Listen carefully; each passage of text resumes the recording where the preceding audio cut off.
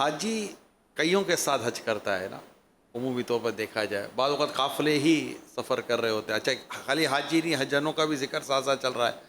چلے تو کہ یہ بعض اوقات اگر ماحول ہو تو وہ اسلامی بہنیں یعنی عورتیں عورتوں میں ہوتی ہیں، مرد مرد میں ہوتے ہیں، تو ایک ساتھ 15 20 35 40 دنوں کو گزارنا ہوتا ہے.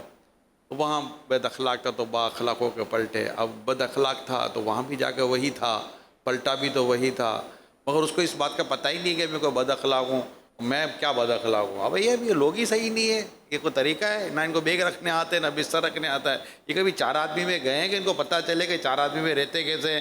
کوئی غصہ نہ آوے تو کیا آوے. اب اگر ایسا کوئی حاجی ہے وہ سوچ رہا ہے کہ یار ایک تو اس کو پہلے تو احساس کیسے ہو، اور اب وہ اسے کیا کرے، کیسے کرے، پھر اپنی عادتیں کیسے سدھارے، احساس کیسے پیدا ہو. واقعی علم کی کمی تو ہے، علم کی بہت کمی ہے. اور ظاہر ہے کہ اچھا ماحول ملے، دینی ماحول ملے تبھی بچت ہو سکتی ہے. تو الحمدللہ اب تو دعوت اسلامی کا ماحول ہے.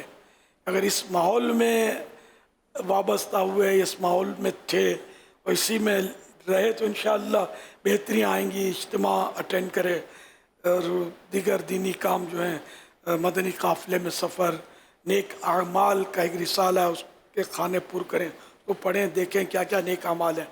یہ سب اصلاح کے طریقے، اخلاق سنوارنے کے طریقے ان میں بیان کیے گئے ہیں. اور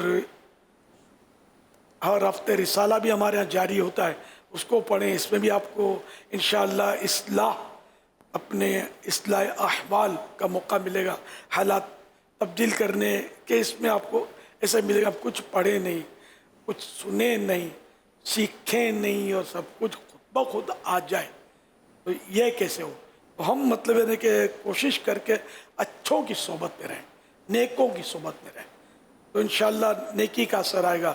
بروں کی صحبت میں رہیں گے تو بروں کا اثر آئے گا.